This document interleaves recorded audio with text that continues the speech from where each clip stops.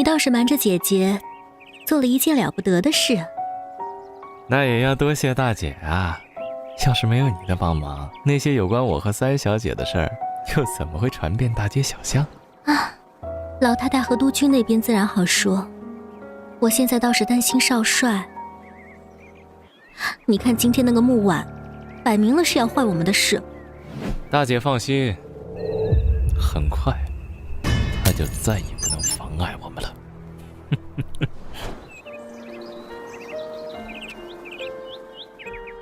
小姐，你放心，红袖一定办妥。少夫人，老太太来了。她不是刚病了，跑来我这儿做什么？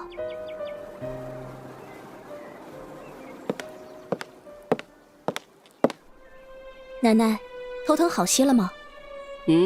昨日中秋夜，你去哪里了？这么快，老太太就知道昨天的事了？难道是穆锦柔？奶奶都说了，昨天是中秋夜，我自然是在院子里赏月吃月饼啊。昨晚少帅突然离席，肯定又是去找妹妹了。我是没什么，可这放着团圆饭不吃，跑去找一个女人的名声，恐怕……奶奶要是不信，可以问问彩雨和彩雪，这两个老太太派来监视桂花院的眼线，是时候做个判断了。昨天可是你们在伺候少夫人。回老夫人，中秋夜少夫人不嫌弃我们奴婢出身，还和我们一起吃饭赏月，直到困了才回房间休息。少夫人好厉害呀！不好了，老夫人，四姨太她小产了。什么？老夫人。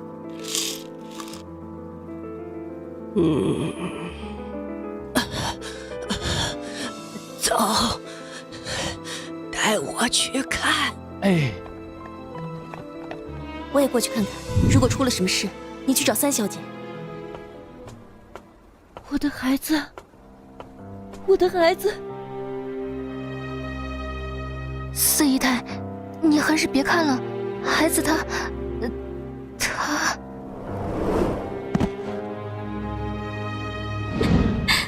奶奶，是锦柔没用，没能替四姨太保住孩子。齐大夫，我儿媳好端端的，怎么会突然小产？实不相瞒，我也觉得四姨太小产之事太过蹊跷。诊断了脉象，应是之前服用了滑胎之物。滑胎药啊？没错，四姨太服用了有毒的药物，孩子在腹中就已经被毒死了。是他，一定是他在葡萄派里放了毒。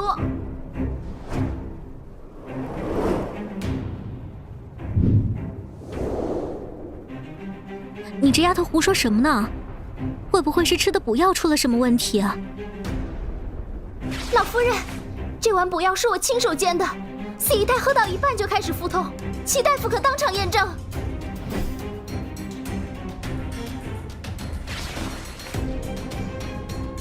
这药里我没闻出什么有毒成分，必然不是补药的问题。老夫人，药没有问题。四姨太害喜严重，从早晨到现在就吃了少夫人给的点心。这就是木婉亲手做的点心。的确是我做给四姨太的。齐大夫，麻烦你再检验一下。还请老夫人稍等，这个过程需要一些时间。除了齐大夫，所有人都出去等着。暂时看来，他这边没什么异样。四姨太的孩子没了，三姨太恐怕应该最高兴了。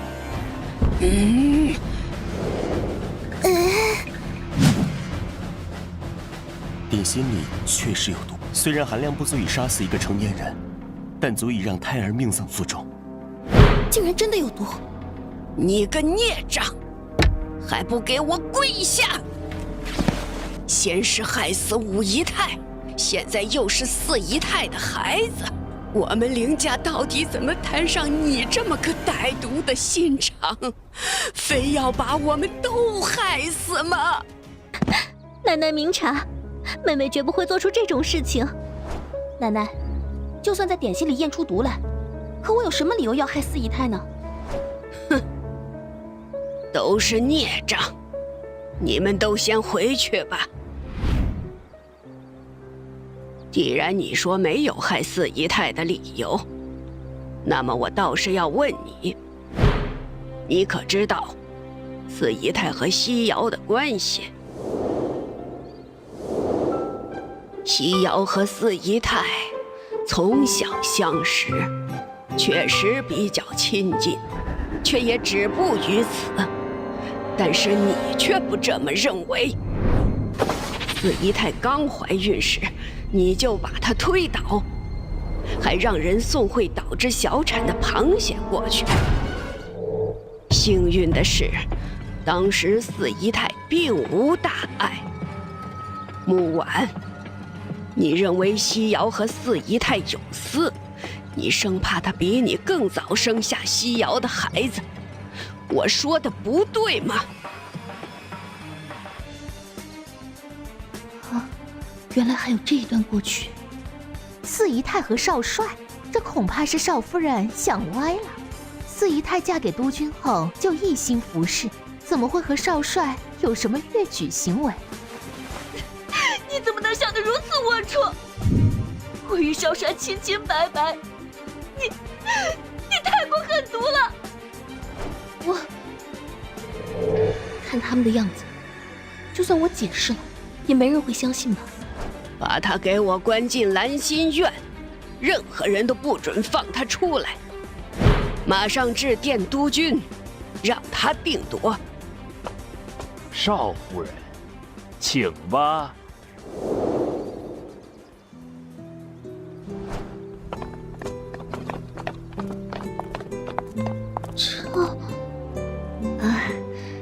刘管家，这兰心院以前是谁住的？是五姨太的。是那个已经过世3年的五姨太。怪不得老太太要把我安排到这儿。老鼠！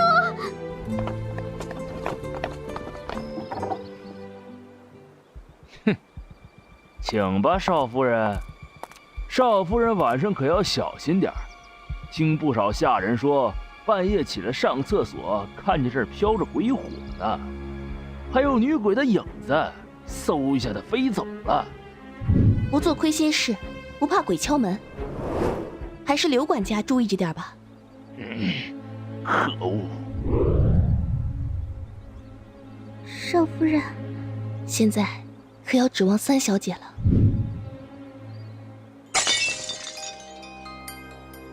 让刘管家给督军打电话，我要亲自跟他说。是，老夫人。等等，这件事记得和少帅保密，切记不要让他知道。你不是说嫂嫂来找我吗？三小姐，不好了，少夫人出事了。这件事大哥知道了吗？少帅还不知道，那还不赶快！等等，大哥和四姨太从小就有交情，他真的会帮助嫂嫂吗？那天早上，到了现在也只能信任大哥了。况且嫂嫂那么聪明，必然会为自己找到洗脱嫌疑的办法。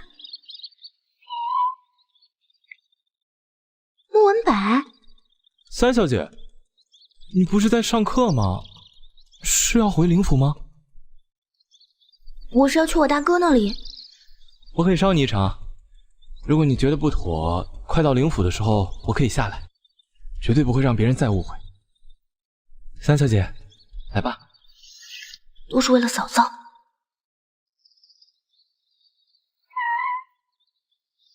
怎么啦？真是倒霉，车胎爆了，一时半会儿怕是修不好了。三小姐，看起来也没有车会从这里经过，走过去恐怕要4、5个小时吧。那就先走到大道上，总之不能在这里耽误时间。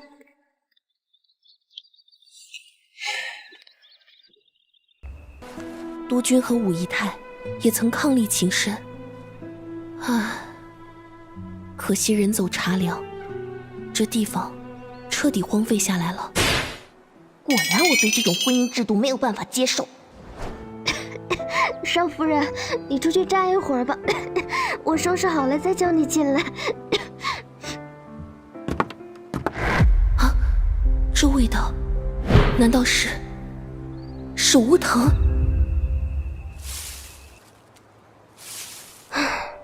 勉强可以让少夫人先住下了。少夫人，迎春，你过来一下。这里平时还有其他人住吗？应该没有吧？这里看起来荒废很久了。你来看看。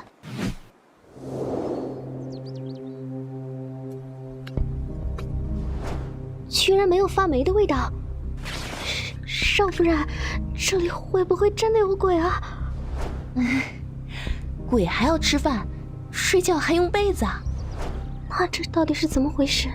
就算是人住在这里，也很奇怪。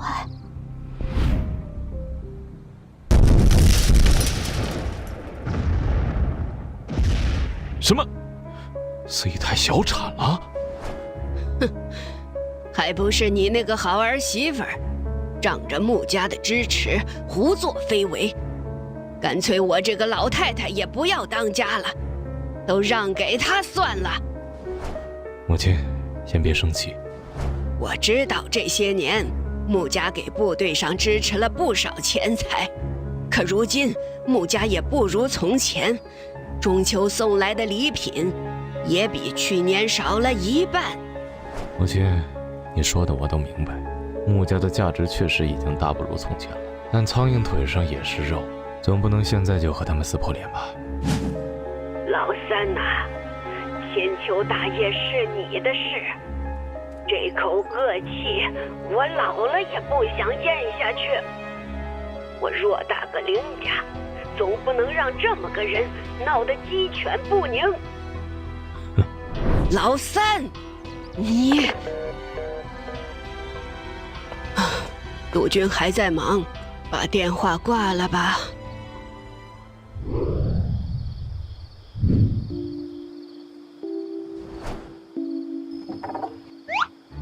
慌慌张张的，一点都不像人。备车！下毒之人究竟是怎么将毒放进葡萄派里，还不留痕迹呢？最方便的方法就是在做派时，但那个人就是我自己啊！难道是他？少夫人，你一个人嘀咕什么呢？之前来替四姨太要点心的是哪个丫头？好像是四姨太房里的桂香，来督府没多久。你去试试，打通看门的人，想办法让三小姐找到这个桂香。是，少夫人。没有想到，2世为人又遇到这种事情，在这里，难道就没有值得相信的人了吗？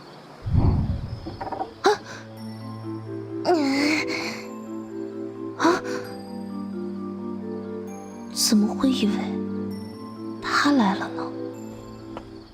老夫人好像把我们丢在这不管了，我敲了半天门，根本没人搭理。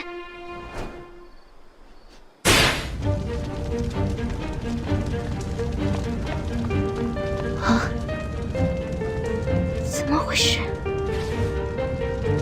难道我们真的要被烧死在这里了吗？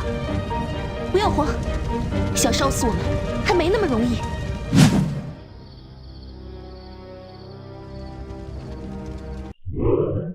兰心院荒废已久，小心防火才是。烟起来了，窗户和门也都从外面反锁了，肯定跑不掉。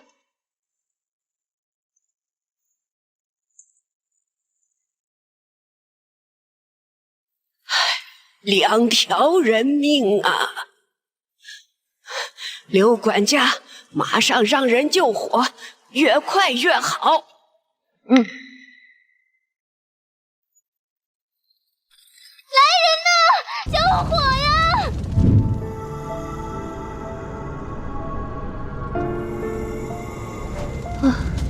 好不容易拥有第2次人生，最后还没活过1年，真是太惨了。啊，迎春，这次是我连累你了。坚持住！怎么到这时候，你要笑了？这里再来些人，水，快浇水！少帅，前面火势太大了，您不能过去。让开！少帅，少帅，等等我！少帅，一个人进去还是太危险了。少帅，都愣着干什么？快救火呀！少帅如3长2短，我们这些人都完蛋了。里面还有个人，快去救！我果然是烧糊涂了，他怎么可能真的来呢？木安，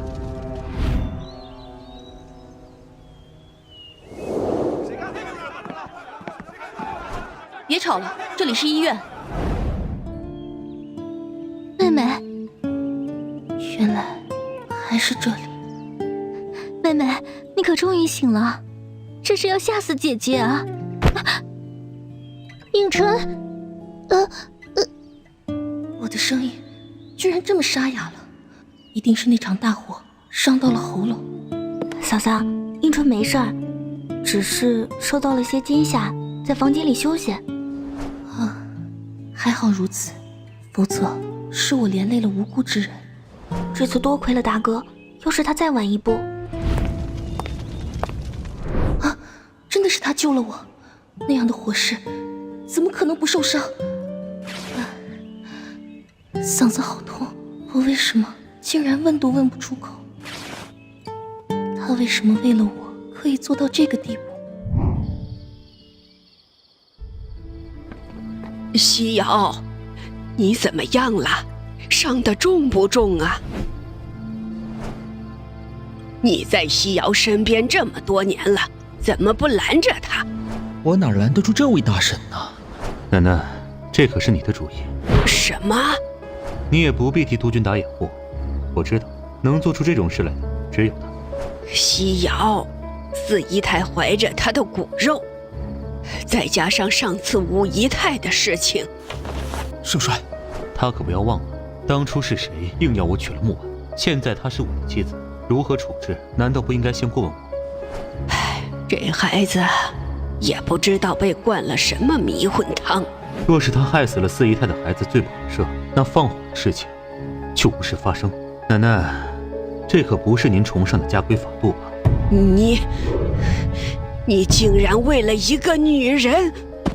少帅息怒，这一切都是我干的，和老夫人无关。你要处置，我心甘情愿。刘管家，你自以为陪着父亲征战多年，我就不敢动你分毫？刘江不敢，他不会真的为了那个女人，连督军和老夫人的面子都不顾吗？那好，既然你刚才都认了，就卷铺盖走人吧。西瑶，你可要想清楚。老夫人，少帅，督军来电话了。唉，少帅竟然会为了家事和督军吵成这样。少帅，刘管家固然有错，也只不过是听人吩咐。属下斗胆认为，还是应该把四姨太的事情查清楚再定夺。先罚他去兰心院跪上3天，再通知账房降他1半工钱。属下这就去告知老夫人。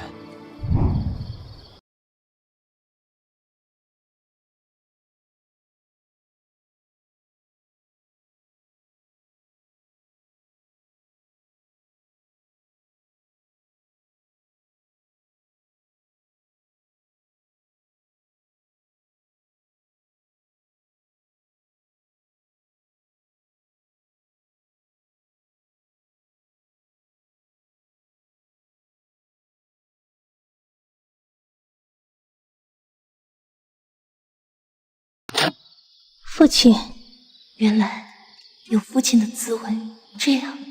你乖乖休息，我这就去找林慎行，问个明白。父亲，不要去找少帅。这一次女儿能够死里逃生，多亏少帅舍命相救。不过这件事是他的责任，他不救你救谁？岳父说的是，这事儿却是小旭的责任。是你呀。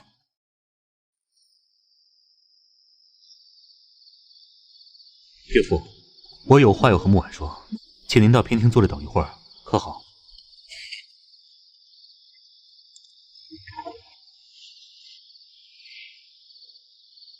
他果然是为了救我受伤了。那个，谢谢了。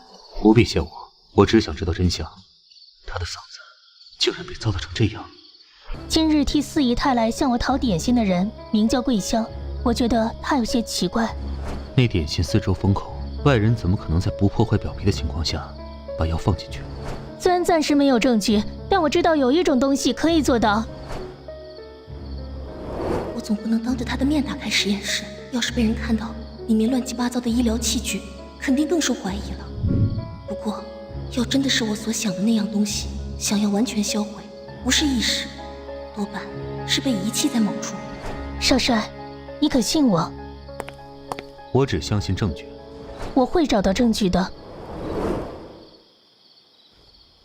少夫人，我已经按吩咐帮穆老爷安排了住处，你也吃点东西吧。彩雪，这次是你帮忙通知的父亲吧？多谢你了。彩雪受了少夫人的许多照顾，这都是应该做的。你知道府上的垃圾都堆放在何处？自然清楚。现在几点了？不早了，已经凌晨。原来已经过了这么久。彩雪，听好了，现在你要帮我做一件事，这可是关乎我清白的大事。少夫人放心，我这就过去。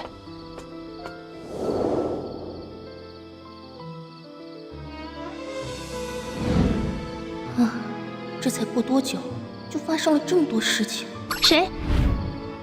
少帅让我们来服侍少夫人的。这个人倒是没有看上去那么冷冰冰的嘛。果然，嗓子还是好痛。我自己来就好了。少帅说了，让我们一定得好好伺候少夫人。少夫人，我找到了。你们快去把少帅请过来。说起来，那时候少帅怎么忽然赶了回来？少夫人，你出事后才雨就去找三小姐了，可惜三小姐在路上耽误了些时间。等他们到了办公楼，少帅就已经回府了。三小姐路上耽误了，好像是遇到了穆二少爷。本来二少爷要开车送他们去找少帅，可惜半路车坏了。穆文柏，果然这一切和那对姐弟脱不了干系。少夫人，少帅来了。为了一个木婉，你竟然跟我顶嘴！什么事啊？结果又变成这样了。彩雪，把东西拿过来吧。这是搞什么名堂？自然是大家都在寻找的那个证据了。哼，故弄玄虚。这到底是什么呀？看起来怪吓人的。针管。就是那些杨大夫用来扎针的。扎针？不会是给人上刑用的吧？哪来的？是少夫人让我去垃圾堆那面找类似的东西，居然真的有。这里面残留的液体可以让齐大夫检查一下，如果和点心里面的毒一样，那就说明毒是通过针筒打进去的。我要是想下毒，直接在做点心时下就是了，何必多此一举呢？如果是过去的他做出这种蠢事，并不稀奇。但是，那个桂香可是府里的人。他是四姨太院子里负责打扫的，少帅找到了。府中并没有这个人。如此重要的线索人物，忽然这样无影无踪，定有蹊跷。四姨太小产那日，告诉大家是我的点心害四姨太小产的那个丫鬟叫什么？那是四姨太的贴身丫鬟，叫锦儿。我想，得再见一见这个锦儿了。去把这个锦儿叫过来。是。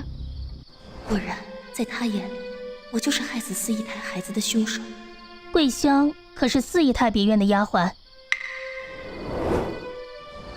桂香刚来府里只有2个月，在四姨太那负责打扫一类的粗活。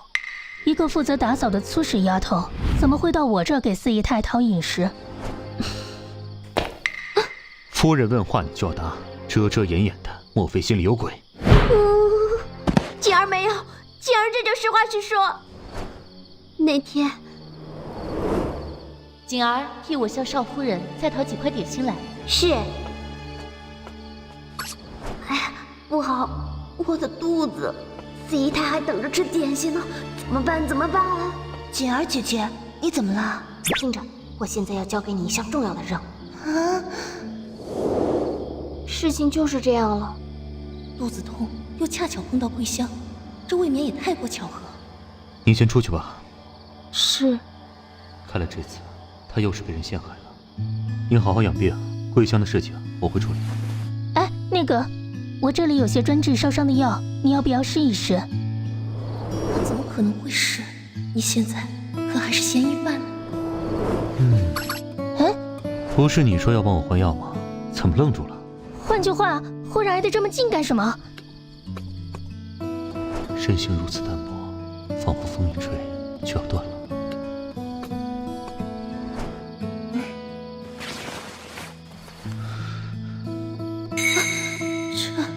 这药里居然有鸦片的成分，用多了可是会上瘾的。他竟然伤得这么重。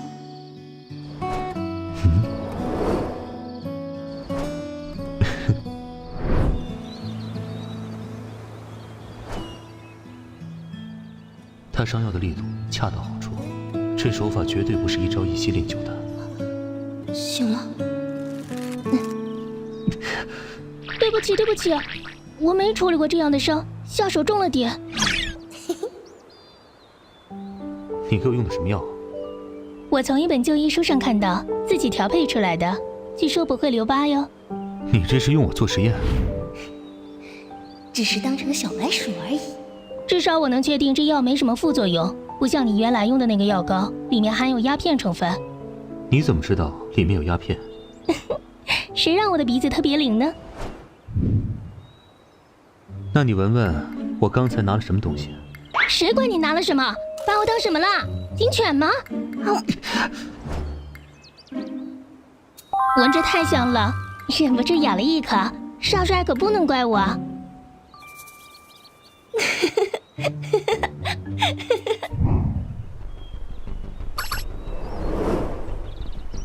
少夫人，少夫人，小声点儿，少帅睡了。少夫人，是老夫人来了。不必喊了，去把少帅叫出来。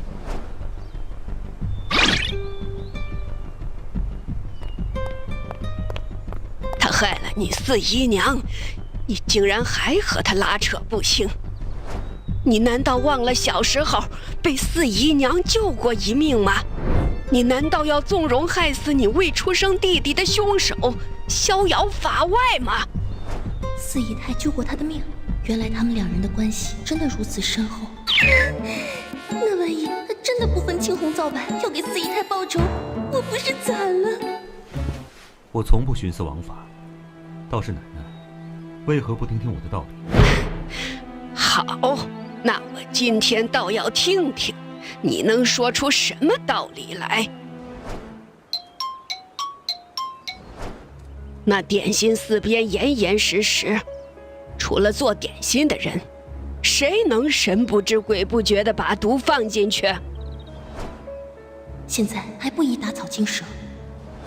奶奶，这件事背后错综复杂，免不了是某些人用了一石二鸟之计。四姨娘不过是殃及的池鱼，二姨娘的事情也尚未了结。她本来就想要五姨太命，不想被木婉威胁到。他是不是真被那个女人蛊惑了，竟如此维护她？西瑶，你……算了，奶奶年纪大了，管不起府里的事情了。你们年轻人自己定夺吧。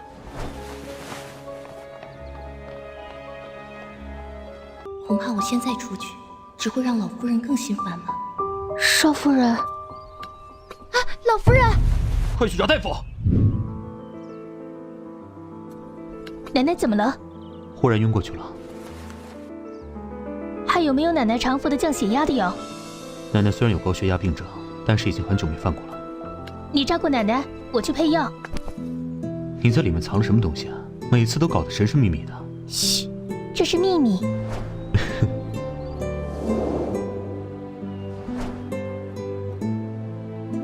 少帅，药来了。大夫，老夫人就在里面躺着，你快看看她吧。老夫人的病是血压升高引起的，可是不知为何已经有稳定下降的趋势。她刚才可是吃了什么药？嘘，我已经开了新药，近些日子老夫人一定要注意饮食。好奇怪啊，老夫人最后一次犯病还是2年前，怎么忽然就晕倒了呢？有问题。老夫人最近有什么异常？异常？主儿每天都尽心尽力伺候老夫人的。或者说，老夫人最近有吃了什么吗？啊，老夫人信佛，平日也只吃些素食，荤腥之类的不碰的。难道说是那个？是什么？啊，其实也没什么。最近老夫人都在吃二夫人做的药丸。去把那药丸拿1粒过来。就是这个。啊，二夫人的药很管用，每次都能缓解老夫人的头疼病。你来看看。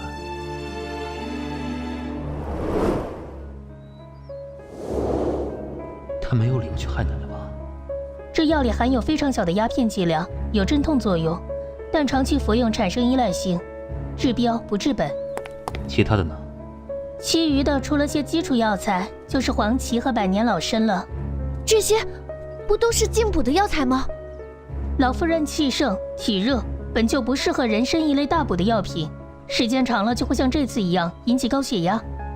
少帅，老夫人最近身体本就不太好，吃了二夫人的药才好了很多，这次发病肯定有别的原因。老夫人醒了。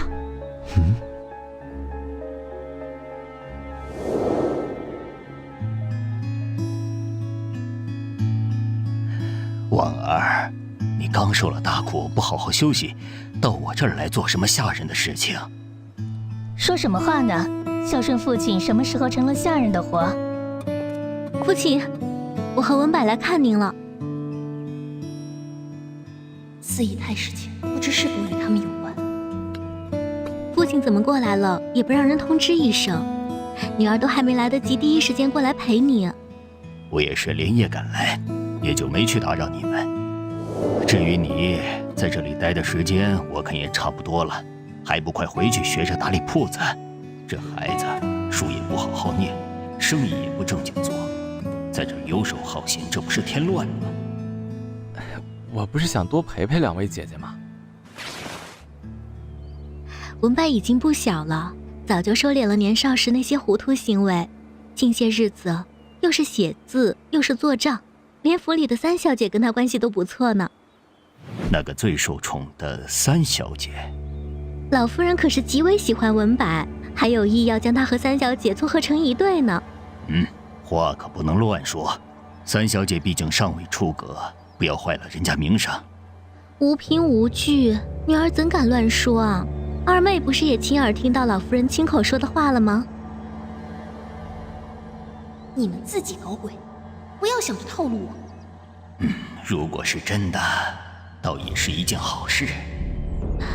话是这么说，可是……柔儿，这是怎么了？你弟弟是不是惹到什么事情了？女儿只是忽然想起前些日子听下人们非议文柏，也是有些心疼罢了。就知道你要说什么。他们说什么了？你尽管告诉我。他们说文柏不过是个庶子，在穆家没有半点地位，高攀3小姐，简直是癞蛤蟆想吃天鹅肉。父亲，您听听，文柏可是穆家的儿子，天资和长相哪里差了，怎么就成了癞蛤蟆？凌家主子欺人，下人也跟着狗仗人势。这哪里是给穆文柏打抱不平，分明是替那位姨娘母亲谋求正式位置。哎呀，这些年多亏了锦柔他娘管理穆家家事，真要说扶正，也在情理之中。婉儿的娘已经过世这么久了呀。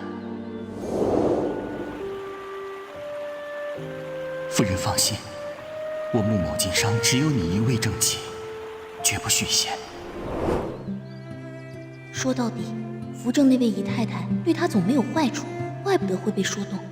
婉儿，我知道你和柔儿从小就生疏，性格也不合，但是在穆家不管怎么吵，对外总要同仇敌忾，免得被欺负了，是不是？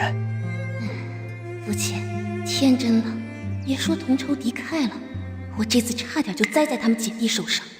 父亲，我和妹妹关系早就不同从前，在这里我们两姐妹自然要相互扶持。总之，我会去和老夫人谈谈，之后再和你们母亲商量吧。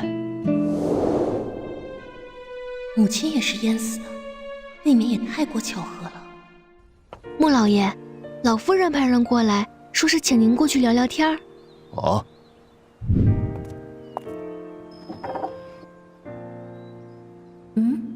也不知道都谈了些什么。穆老爷还是先留下来吃午饭吧。多谢老夫人盛情，这次事发突然来得忙，我在合浦那面还有事情，实在不宜久留。父亲，你这就要走了吗？婉儿在哪儿？我临走前想跟她说几句话。哼。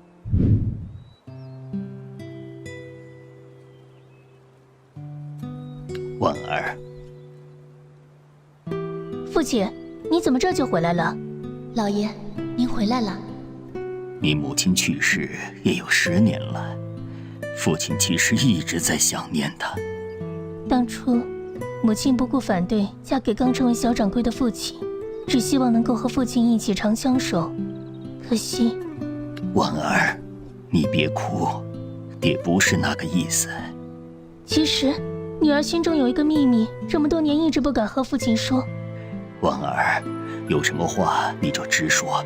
这些年来，我不喜欢三姨娘，并不是怕她抢了您对母亲的爱，而是母亲掉进荷花池那天，我看见三姨太的裙角湿了。你怎么不早点告诉我？我那时候还小，后来才意识到，我看见三姨娘匆匆从假山后面离开，身上还有裹荷花的味道。我听李副官说还没找到桂香，不过少帅派出去的人汇报说，有人在火车站见过类似的女子呢。连城是江南6省的交通要道，想要一个人何其之难。不过少夫人，少帅对你真是很好，为了你跟督军吵了一架，那个刘管家现在还在桂花院门口跪着呢。那又如何呢？现在没有确切证据可以指证凶手，那对姐弟一定有问题，恐怕要有一场大雨将至。少夫人来了。终于来了。这位是同济寺西堂首座静安大师。阿弥陀佛。大师好。同济寺，难道是那座老太太被怀孕的四姨太供奉金身的寺庙？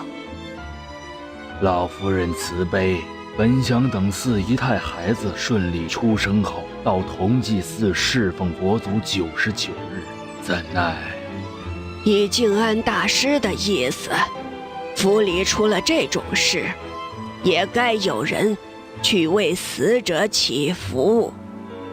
阿弥陀佛。不祥的预感。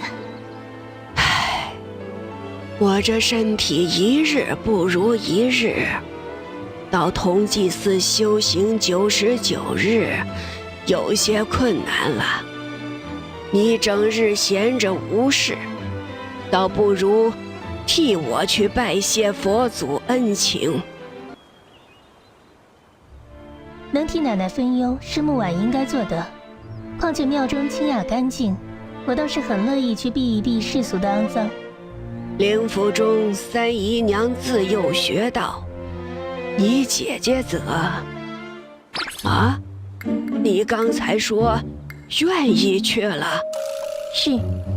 既然如此，你就回去收拾一下，3日后动身，只能带一个贴身丫头，衣着切记要朴素。是，木婉都记住了。他刚才说什么？避一避世俗。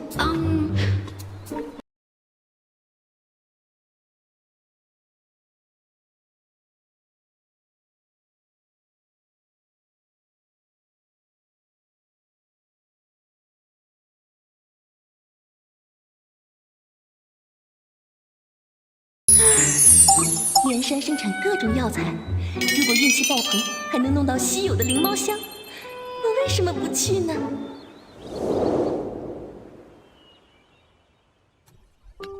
少夫人，三小姐来了。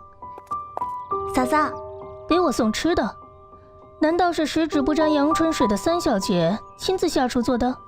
东西虽然不是我做的，但是里面的料都是我亲自放在锅里的，尤其是这雪梨，可是外面买不到的珍品呢。你呀，我想让嫂嫂的嗓子早日康复嘛。说起来，你和穆文柏的流言是怎么一回事？雪秋，如果你不想嫁到穆家当媳妇儿，就把事情详细的告诉我。其实是灯会那一天。雪秋，你不觉得这件事未免也太过巧合了？说起来，灯会上那么多人，怎么那么巧就遇上了几个流氓地痞？莫二少爷也恰巧出现在那儿。哎呀，可是世事本就无常。这件事的前因我也了解，你暂且回去，让我好好想一想。那好，嫂嫂你也早些休息。应春，让人去把李副官请过来。无论如何，不能耽误雪秋一生的幸福。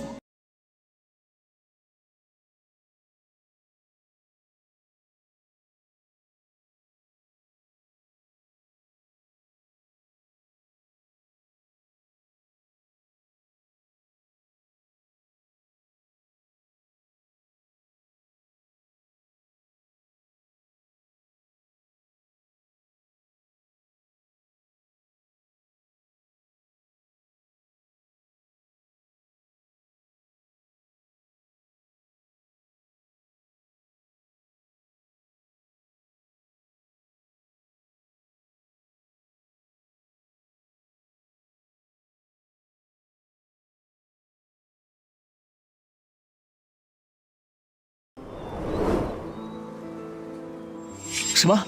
有人公然调戏三小姐？是谁这么大胆子？三小姐这件事现在还不方便告诉少帅，所以我想，还是你来暗中查清楚，我再问问雪秋的意见。事关三小姐清誉，属下定当尽力而为。那就麻烦李副官了。为了雪秋，只能相信他一次了。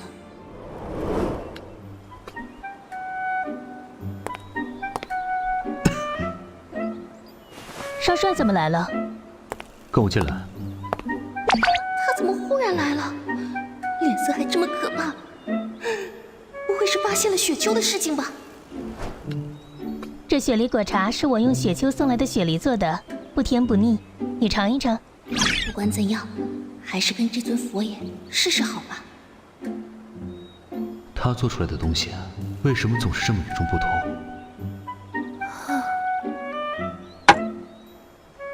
听说你要出家当尼姑？我只不过是替奶奶去吃几天斋饭。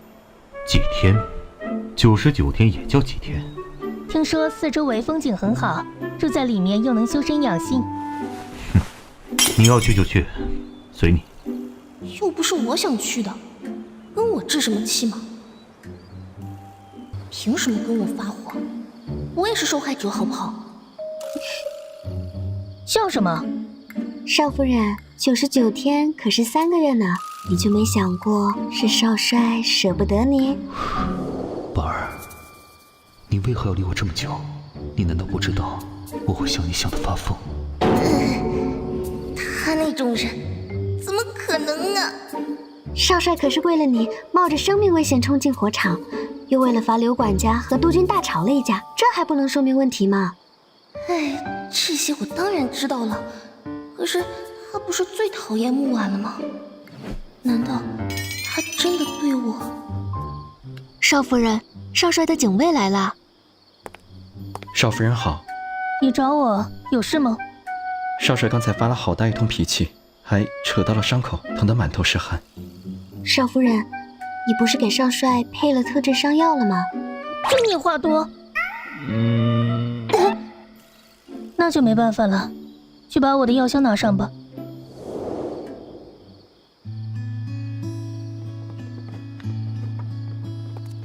说起来，以前木婉也就只能走到这里，下人们像是防贼一样防着他。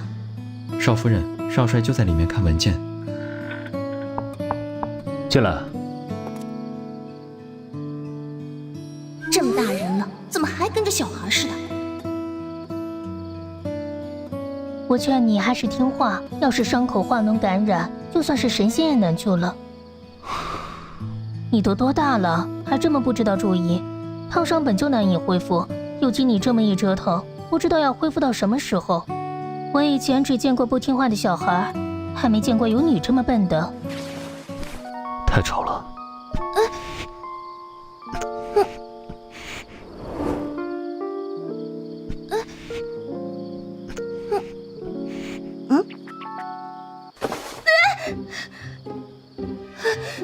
怎么回事？怎么回事？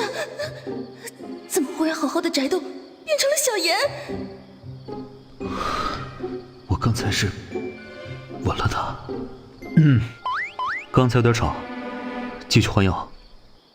嫌吵你就亲人嘛，什么毛病啊？那可是老娘的初吻。以后不要乱动了，伤势再严重，华佗暂时也束手无措了。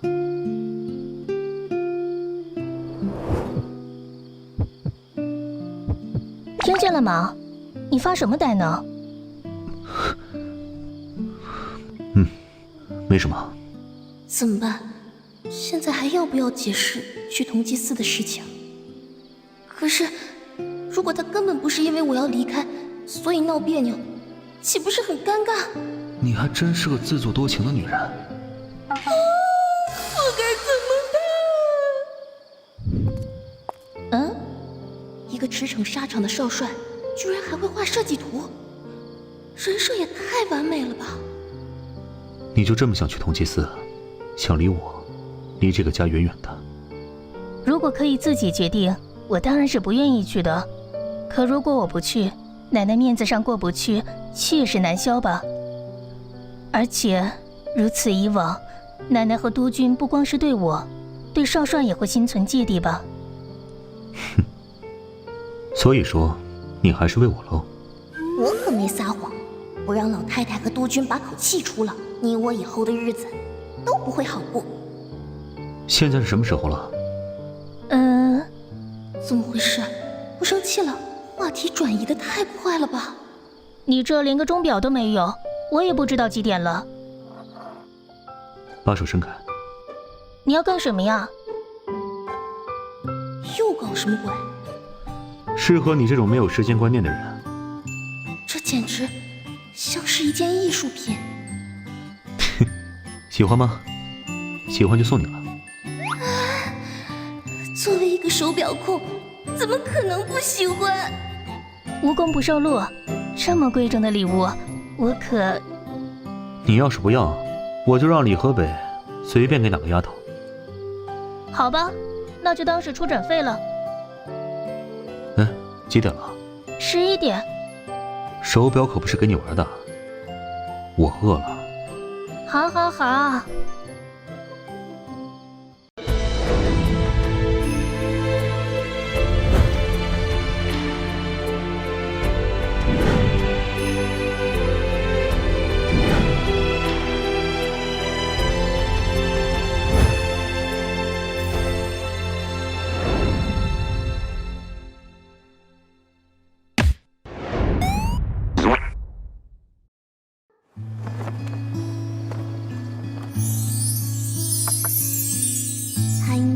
是喜欢吃鱼的。怎么吃这么少？哪有，我可是正宗吃货。少帅，二夫人来了。那我先回去了。坐下。让他回去吧，说我没空。把姐姐这么贤惠的人都赶走吗？你笑什么嘛？吃醋了？我怎么会吃醋呢？我又不喜欢他，怎么可能吃醋呢？你还吃不吃了？哦，吃。你让我吃什么？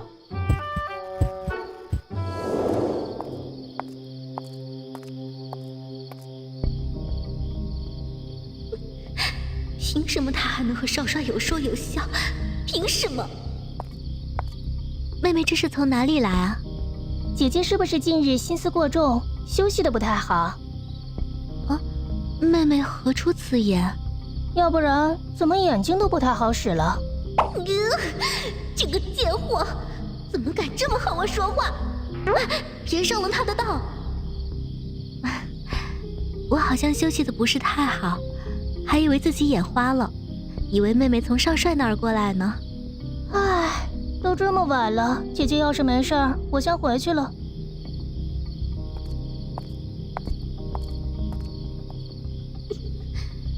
蛇打七寸，弱点太明显，可不是什么好事。二夫人，少帅有请。果然少帅还念着我。夫君出。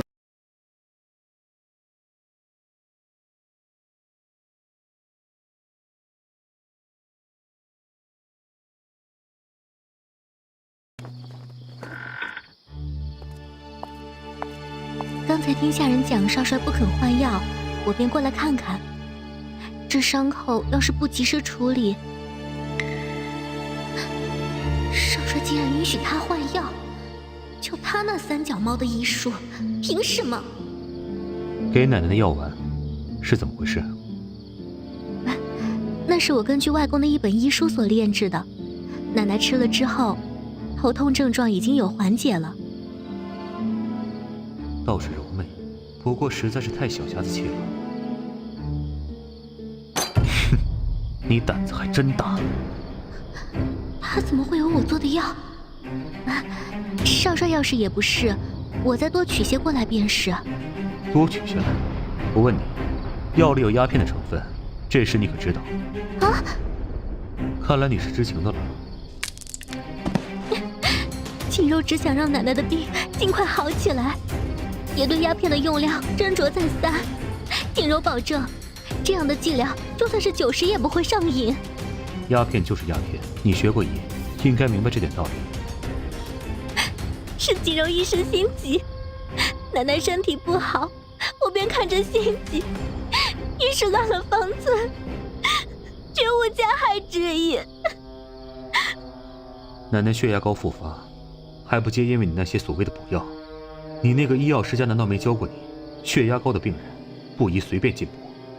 你出去吧，以后不许送这药去奶奶那儿。锦柔知错，锦柔愿意在这罚跪一晚。要跪出去跪。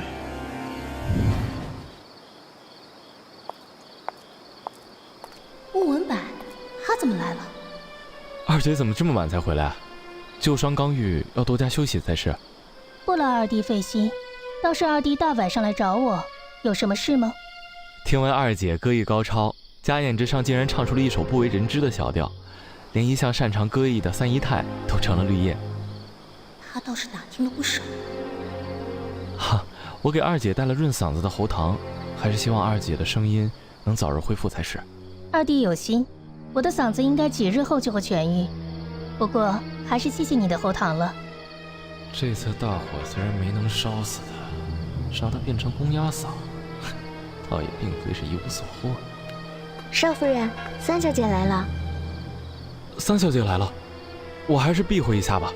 近日来有些不好的传闻，我还是不要再给三小姐添麻烦了。还是二弟想得周到，我送二弟出去吧。啊，不用不用。二弟在灵府住的可还习惯？一个人住久了，会不会太过无聊？大姐和二姐待我如此优厚，怎么可能不习惯呢？再说我也有朋友在连城，闲时小聚也算自在。广交朋友是好事儿，不过人心隔肚皮，那些酒肉朋友和纨绔子弟还是别太亲近了。怎么好端端的提起这个？不会是他发现了什么吧？一是怕你学坏了，毕竟日后大哥在军中图谋，家里的产业还是要交给你打理。啊，二姐说的是。果然啊，他还是那么蠢，白害得我担心一场。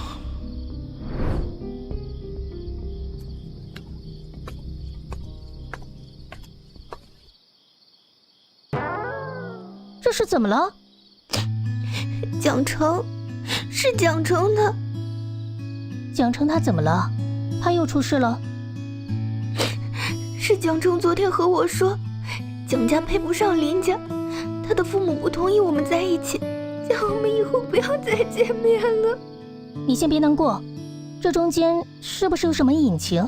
再找他好好谈一谈。已经不可能了，那间包子铺都兑了出去，一家子连夜离开连城，不知道去了哪里。恐怕是上次的事儿刺激到了他。傻丫头，他又不是第一天知道你是林家三小姐。我倒是觉得一家人连夜匆匆离开，像是被人逼迫的。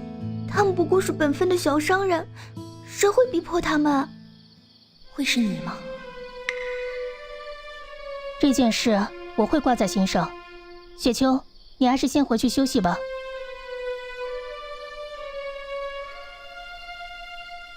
少夫人，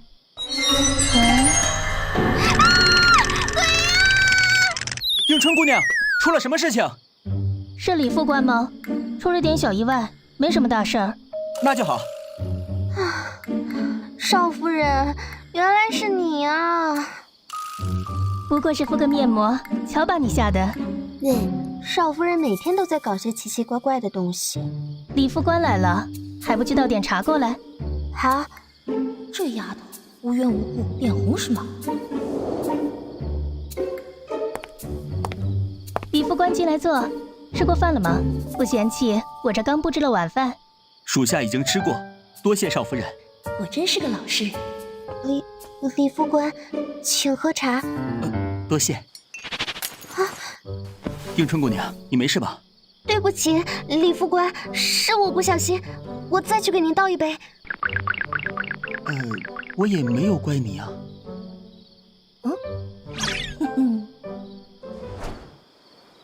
少夫人，那件事我已经查清楚了，参与打架的都是连城富家子弟，平时就惹是生非，做些伤天害理的事。他们背后可是有人指使？没有，他们只是说看见三小姐貌美就起了歹心。怎么可能和穆文柏没有半点关系？看来是被威胁封了口。李副官，事关重大，我想见一见这几个人。这些人还被关在灵府秘密监狱，如果这样，恐怕是要惊动少帅的。李副官不要担心，这是帮少帅抓欺负他妹妹的流氓而已。原来如此，那我可以告诉少帅了吗？现在还不行，我们还要找到幕后真凶。好，那我们就把那个欺负三小姐的幕后真凶找出来。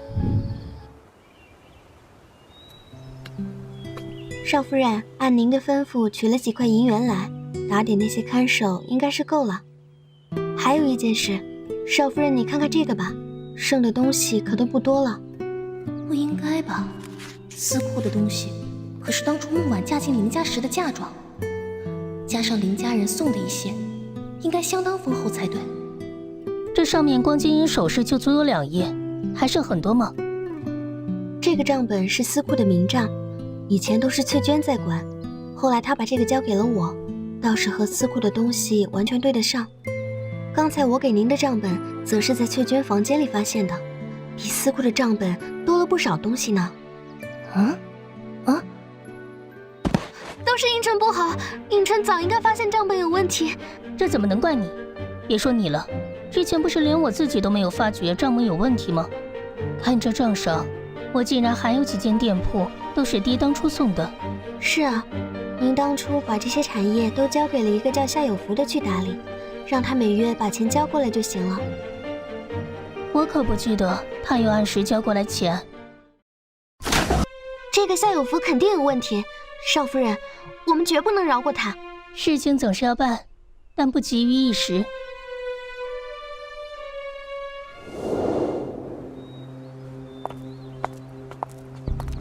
你们两个去周围转一转，看看有没有可疑的人。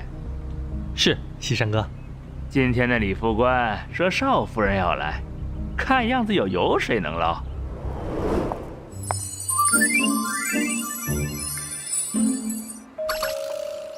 这位美人就是那位传说中作妖的少夫人。这位太太可是少夫人。您辛苦了。今日要多多给您添麻烦了。嘿嘿，这地方又脏又乱，少夫人可要小心着点儿。唉，也不知道文柏什么时候才能把我们捞出去啊！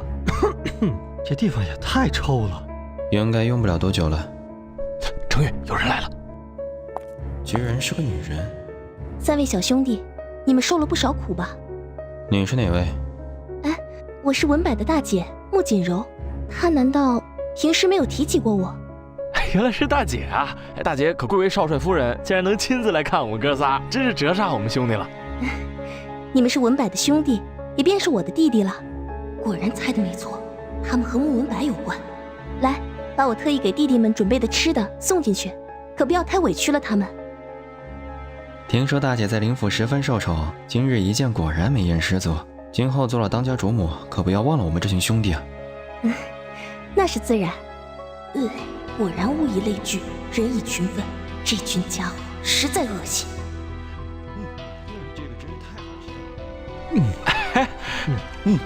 这个真是太好吃了。是啊，是啊。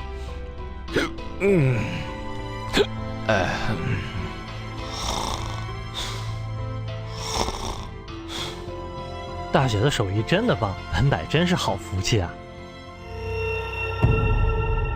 饭也送完了，吃也吃完了，他怎么还不走啊？哎呦，我的肚子！啊，程月，你怎么了？哎呦，不行了，疼死我了，好疼啊！我好像也……糟了，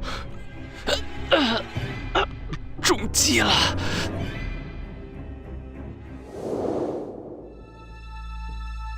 按文柏吩咐的，处理干净一点，就说是误食了不干净的东西，中毒死的。二夫人，他们也怪可怜的。有什么可怜的？他们心甘情愿给文柏当枪使，可这枪要是威胁到了主子，还是尽早折断丢了才是。二夫人说的是，可不能让少帅知道这些人跟二少爷串通调戏3小姐的事。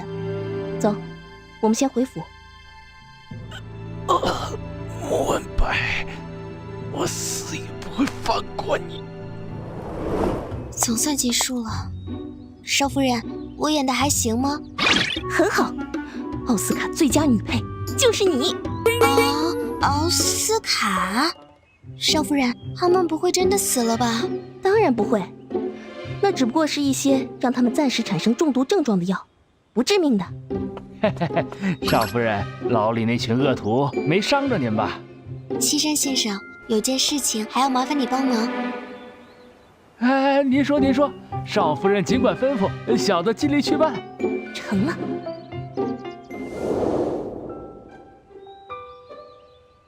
红袖终于回来了。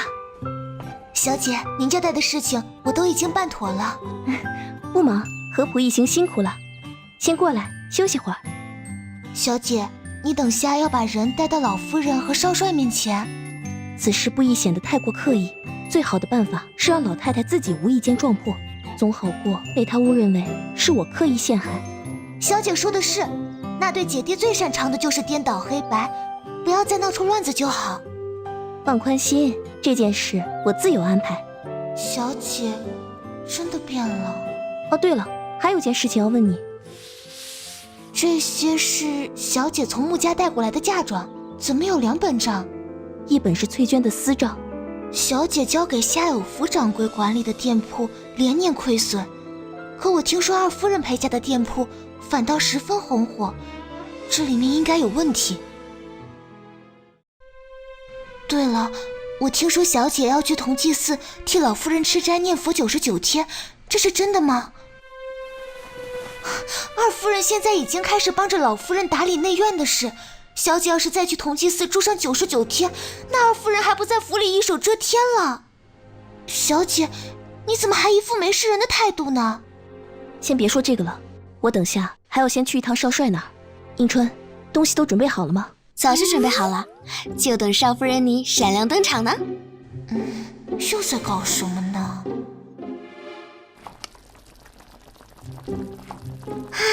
少帅真有口福，每天都能吃到少夫人亲手做的东西。我只是觉得他最近忙于军务，这道开胃健脾的杜蓉汤比较适合罢了。少夫人的手艺什么时候也教教我？到时候等您有了小少帅，好换我来做给您吃。你个小丫头，怎么没个正经啊？等会儿少帅过来，指不定要多么感动呢。少帅怎么这么晚还不来啊？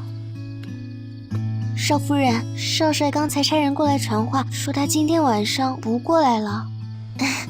少帅估计是军务太过繁忙，他不来更好，我还能早休息。那这汤，你和迎春把汤端出去吧，喊上其他的姐妹们一起喝。少夫人，这可是你亲手给少帅做的。是啊是啊，这可是你的心意啊。那又怎么样？他错过了，那就是错过了。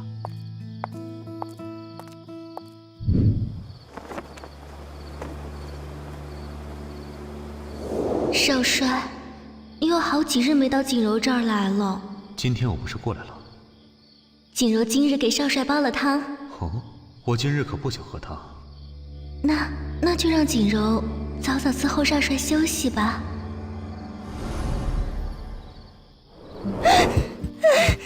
这是什么鬼？我这个脑子都在想些什么乱七八糟的东西？他和谁在一起，关我什么事吗？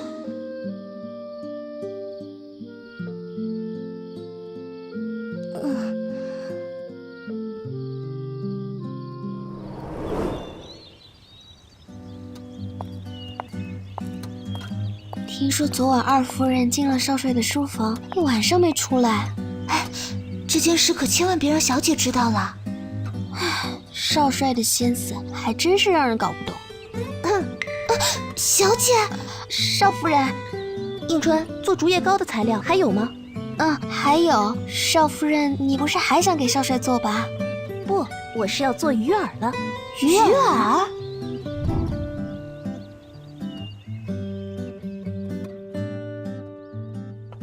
老夫人、少夫人和二夫人过来了。他们怎么一起过来了？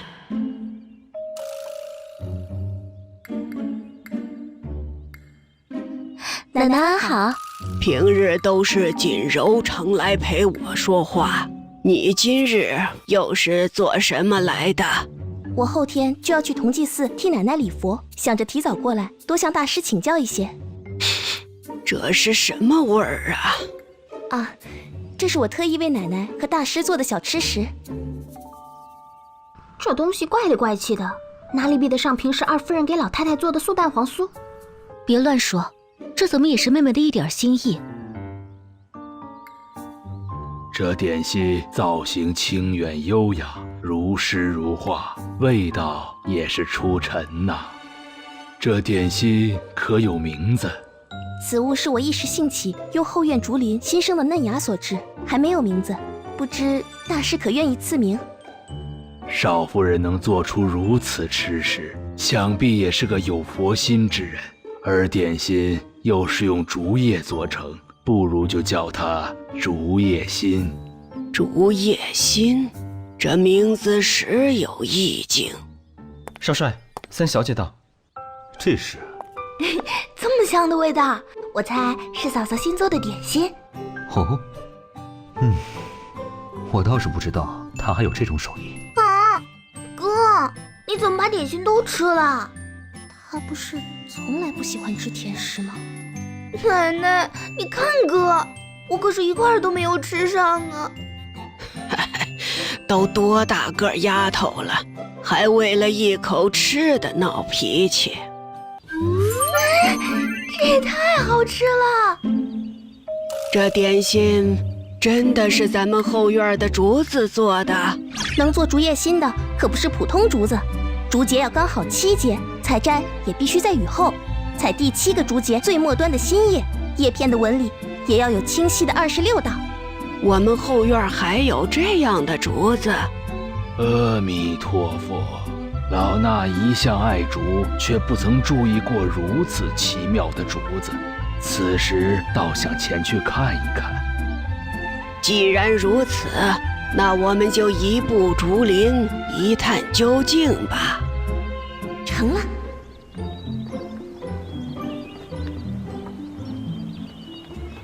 西瑶，雪秋的婚事，你怎么想的？雪秋不是还在上学吗？女孩子还是婚事为大。文柏这孩子我看着不错。再说了，他们2人都瞒着大家去看灯会，想必已是两情相悦。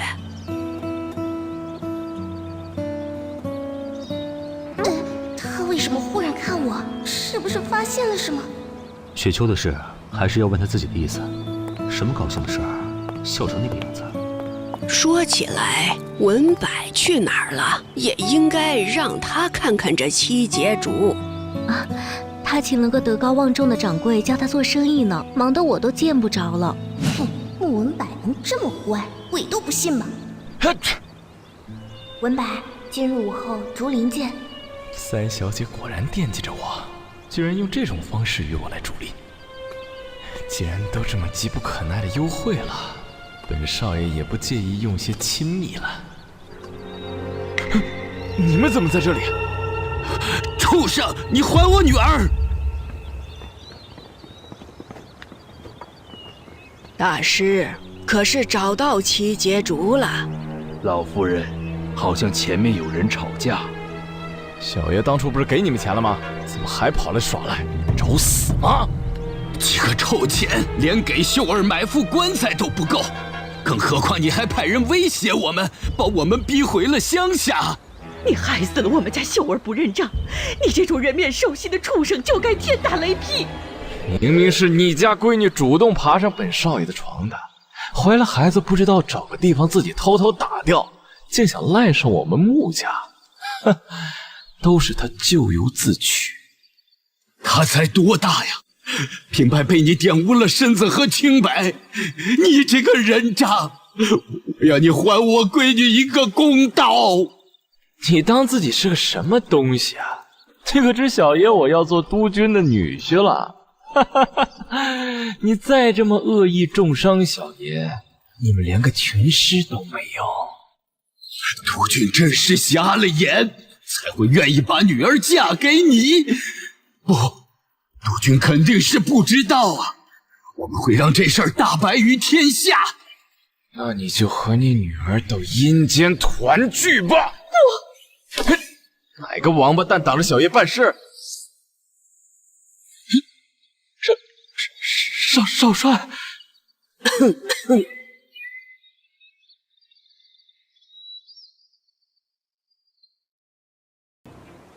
老夫人还请为我们冤死的女儿做主啊！老夫人，我根本就不认识他们的女儿啊，也不知道这2个人是从哪儿跑出来的。奶奶，二弟从小到大一向乖巧，更何况这2人凭空出现在灵府竹林里，也有些奇怪呀。大姐说的对，一定是有人要陷害我，你一定要明鉴啊！听了穆文柏刚才的话，这老太太不会还想偏心吧？你们2人为何进的灵府？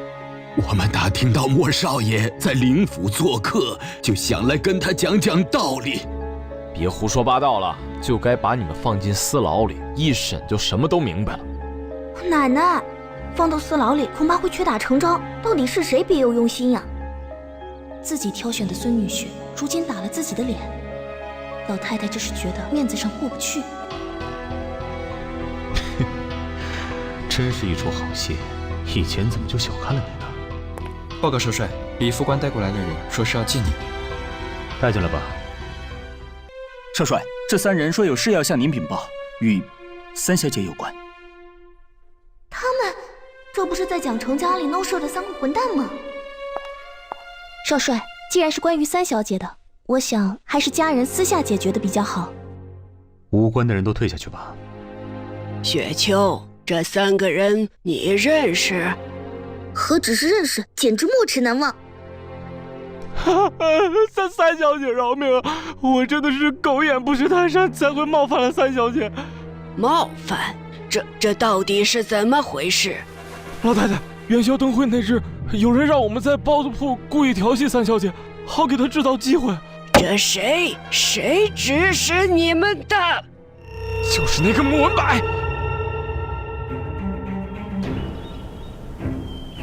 你胡说什么呢？我人发什么疯？穆文柏，你可真是够狠的！我们3人替你背锅，你就要杀人灭口！少帅，穆文柏让人去牢里下毒，还好我们哥3命大。如今我们3人就是要来少帅面前揭发他的罪行。我真的没有，他血口喷人。你给我闭嘴！奶奶，我是冤枉的。如今这么多人出来指证你，还能都是冤枉你来的？你还真当我老糊涂？奶奶，你还好吧？这就是你口中的好弟弟。从今天开始，你便闭门思过吧。至于你的弟弟西瑶，你来处置吧。唉，这一个个的都不让人省心呐。少帅，文柏还小，还请少帅念在多年情谊上饶过他。雪清，文柏是真心喜欢你，才会耍些手段做些蠢事的，还请你原谅他这一次吧。年少就是害人的资本，再这么纵容下去，还指不定做出什么伤天害理的事情。二嫂，你还是快起来吧，现在还说什么原谅不原谅的。先把人关起来，等穆老爷过来，给林家一个说法。是。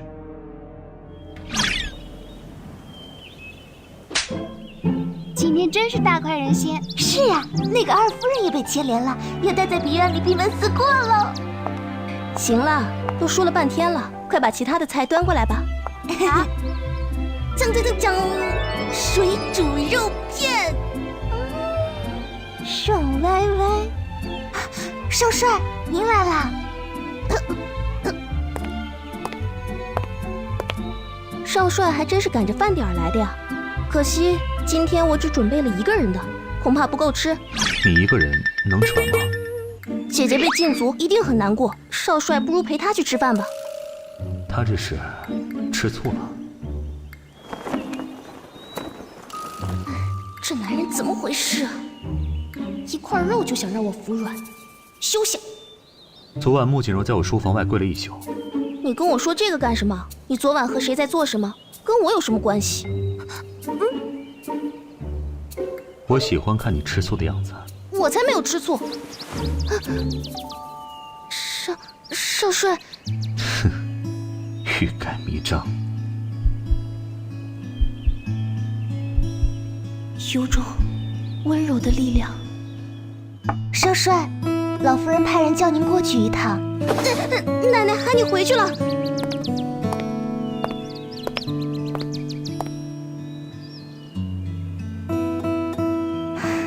小姐，真是太好了。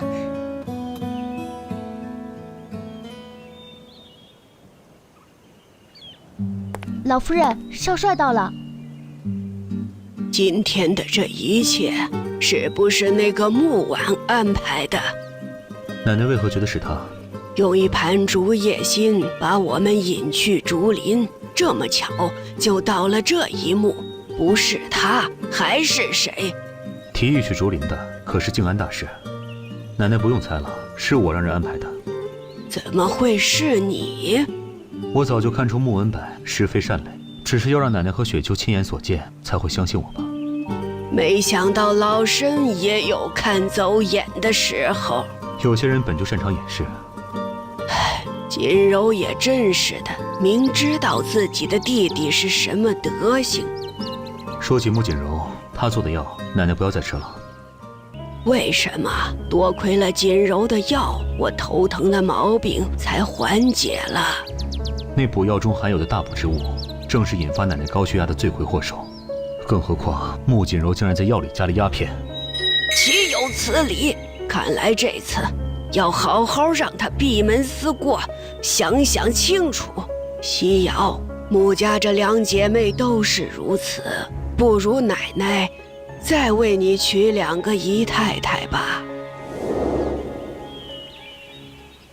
西瑶，凌家到了你这辈儿，竟只有1个男丁，而你至今也没有孩子，多娶几个总归没有错。奶奶，现在战事频发，我实在没有那样的闲心。唉，你这孩子向来对男女之事冷淡，真是让人操心呐。我并非冷淡，只是要遇到那个真的让我心动之人，谈何容易？奶奶，我这儿有。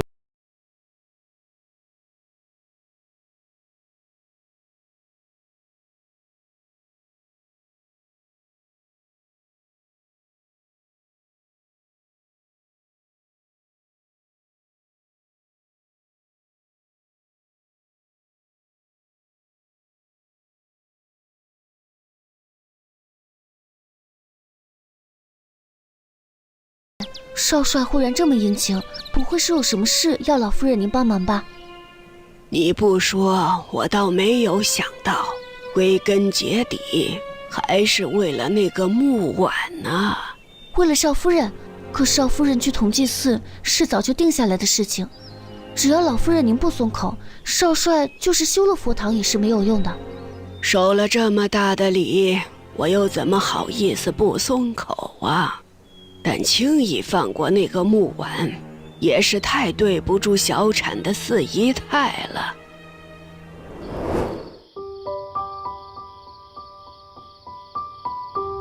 西瑶要为我在竹林里建佛堂的事情，你们都听说了吧？原来那日他亲手绘制的图纸是为了这个。木婉，既然西瑶要修佛堂，你就等佛堂建好，在这里替我礼佛99天吧。小姐不用去同济寺了，只是这佛堂建好后，还是要去同济寺请佛来供奉。木婉呐，到时候还是要你亲自替我去一趟才是。既然是奶奶的吩咐，木婉照做便是。果然还是去。西瑶，奶奶的安排你可还满意？奶奶安排的周到，我没有意见。事情就这么定下来了，大家好好吃饭吧。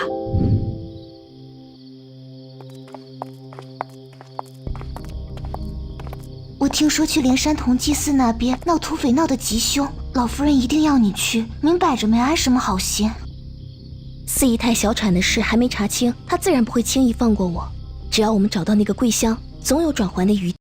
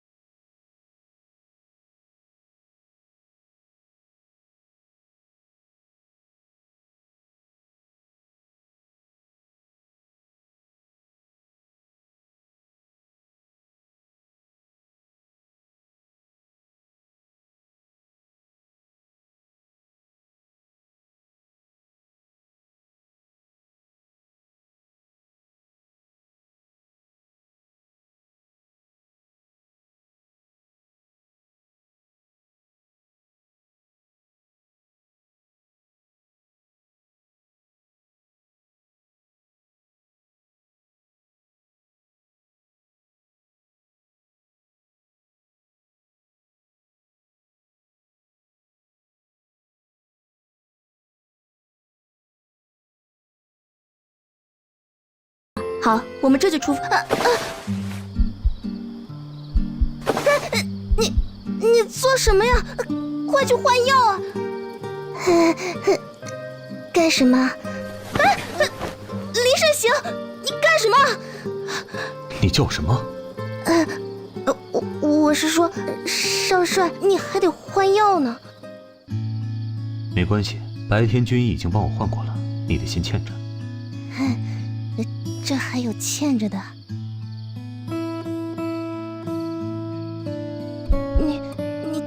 底要做什么？没什么，睡觉。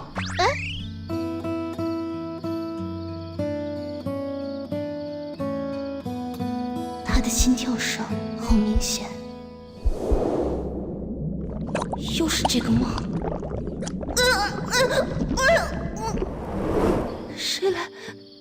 谁来救救我？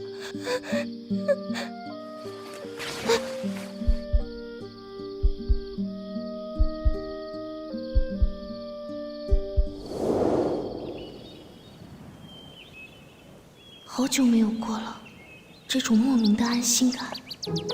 小姐，虽然少帅刚走，小姐还是快起来吧，老夫人喊你过去呢。少帅走了？少帅说还有军务要处理，晚上可能回不来了。现在的少帅去哪儿都告诉小姐，真是上心呐。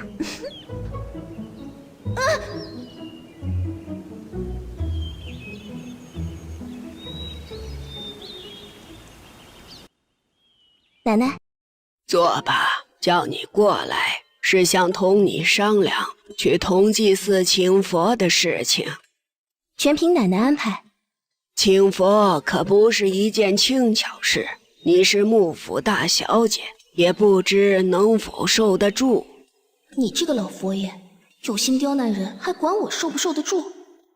请佛乃是大功德，就算受点苦也不足为惧。请佛必须心诚，越是心诚，佛祖越会显灵。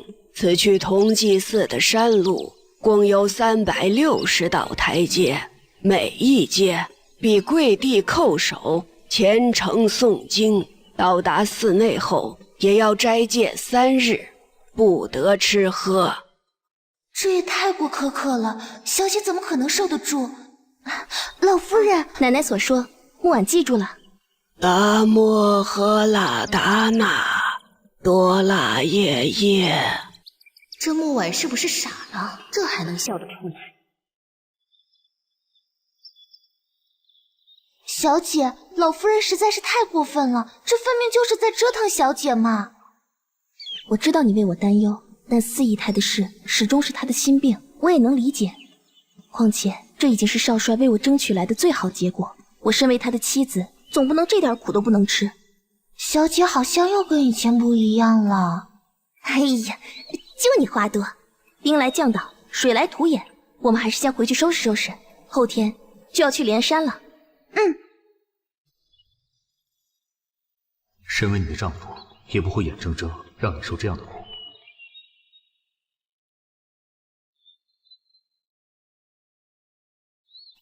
小姐，你看谁来了？父亲。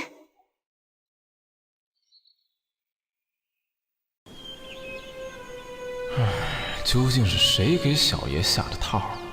不会真是那个木婉吧？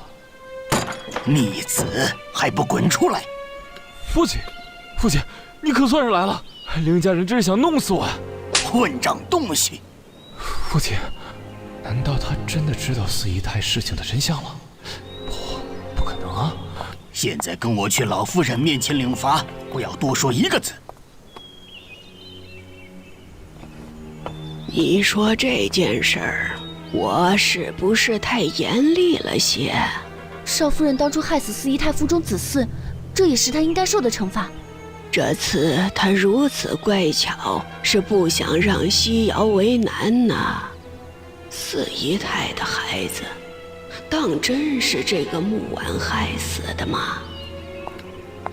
老夫人，好像是穆老爷带着儿子来谢罪了。穆弘德携不孝子前来向灵府赔罪了，文白还不快跪下！亲家言重了，一家人谈什么赔罪不赔罪的？哎，文白做了此等错事，不能姑息，还请老夫人代我用家法教训犬子。亲家说的可是我们凌家的家法。婉儿，文白恶习难改，为父这次真不知道拿他怎么办了。若只是想要教诲文白，回去以后父亲禁足他在家中，再请个经验丰富的掌柜多带带他，让他多多修身养性，学些真本事。是个好主意。闭门思过，这对那小子来说确实是个好惩罚。父亲疼爱文柏是自然的，可若只是这样，又怎能让林家满意？那三小姐可是老夫人最宠爱的孙女。婉儿说的有道理，不能给林家抓住画柄。若是在合浦穆家，文柏也少不了家法伺候，可路途遥远，还就劳烦老夫人代劳了。既然亲家都这么说了，刘管家，请家法。爹，我知错了，不要用家法，求您了。住嘴！老夫人饶命啊！自作孽不可活啊！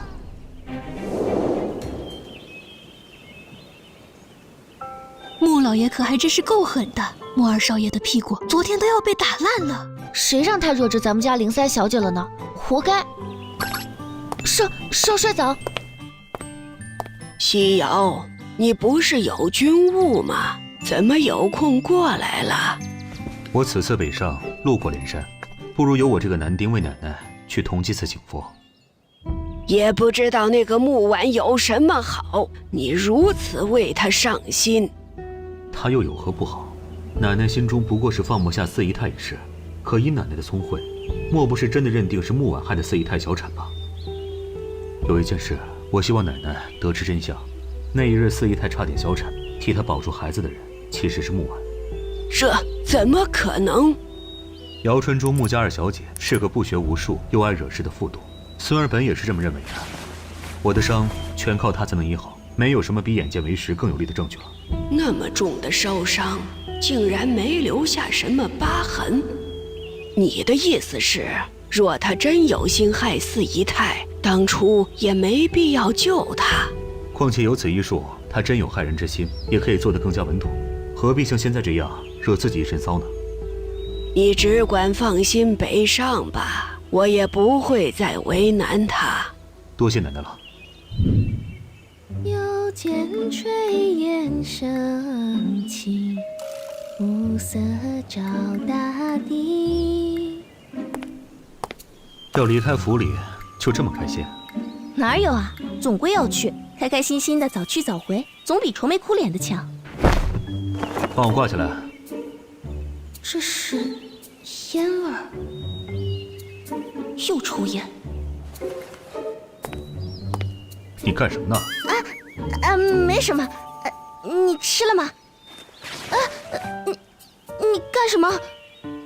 为什么偷拿我的香烟？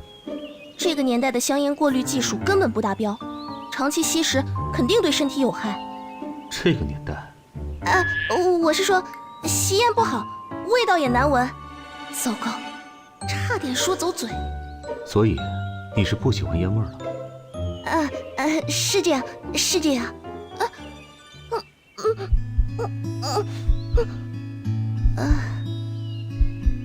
现在呢？喜欢了吗？糟糕，这个级别的男色真的很令人难以抗拒。犯规。算了，既然你不喜欢，我就不抽了。说起来，请佛的流程，奶奶改变主意了。考虑到你是个弱女子，就把形式简化了。他这是为了我，又去找了一次老太太。说吧，准备怎么感谢我？你还想怎么样？刚才不是……嘿嘿，他该不会是想跟你滚床单吧？你们本来就是夫妻，有什么不可以？放在以前，我肯定不愿意。但现在的话，想什么呢？为了感谢你，我给你唱首歌吧。苍茫的天涯是我的爱。这是什么鬼东西啊？怎么，我唱的不好吗？嘿嘿，就你欺负人。你真的想知道吗？好吧，我给你唱个别的，你想听什么？我进来之前，你好像在唱什么歌？你是说又见炊烟？如果你也喜欢，不如我教你唱。好。他竟然这么痛快就答应了。又见炊烟升起，暮色照大地，想问阵阵炊烟，你要去哪里？什么？老夫人真的说要延长我的思过时间？二夫人，你可别生气，这一定都是那个木婉害的，是他用诡计让我和文柏受了这么大的委屈。不过他不是要去连山请佛吗？就算没有遇到土匪，也会被那些仪式折腾的没了半条命。说起这个，听说明天少帅就要陪着少夫人去连山，老太太还免除了那些繁琐的礼仪，不用跪拜365层台阶了。二夫人，你没事吧？要不要我去请大夫？木婉，凭什么都是你的？虽然美丽，这歌声是少帅和少夫人的。二夫人，能这么出来转一转，也不赖嘛。想什么呢？这么高兴？没什么，我就觉得一切都变得很安静，挺好的。这样挺好的。怎么回事？少帅，剩下的路其实好像是走不了了。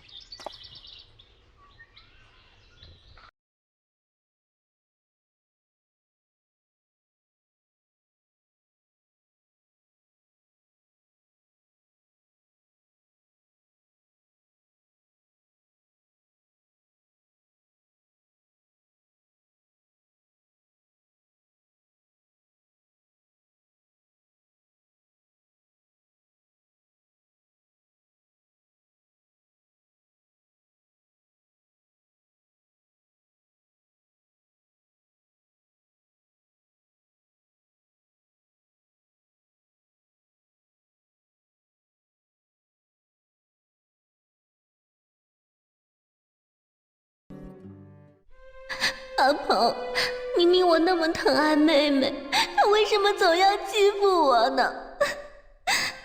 二夫人放心，今天我一定给你出这口恶气。此台阶共有365阶，每一阶都有半米宽，这也是在考验拜佛之人的诚心。幸好少帅提前说了情，否则这爬上去还不半条命都没了。奶奶这么大年纪，每年来礼佛都要走一次，所以就算今日让我跪也没什么。这次请佛，只我一人也是不成，只能麻烦诸位和我一起走一趟了。都是我们应该做的。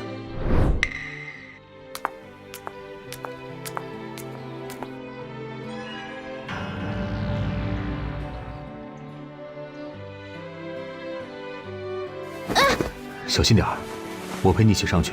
啊，你不是还要赶去北地？还有一些空闲时间，把你送上山再走也不迟。夫人就不要同我客气了，走吧。好，我们一起。糟糕，少帅怎么陪他一起上山了？到了。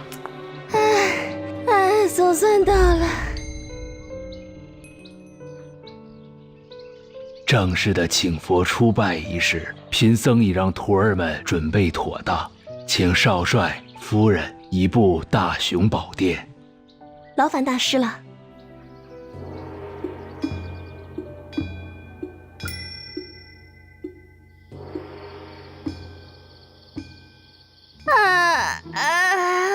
总算是能够休息一会儿了。从明天开始的3天里，少夫人你都要沐浴吃斋，还要每天去佛堂里听静安大师讲经。那少帅他？少帅应该很快就要启程北上了吧？听说北地战事正吃紧呢。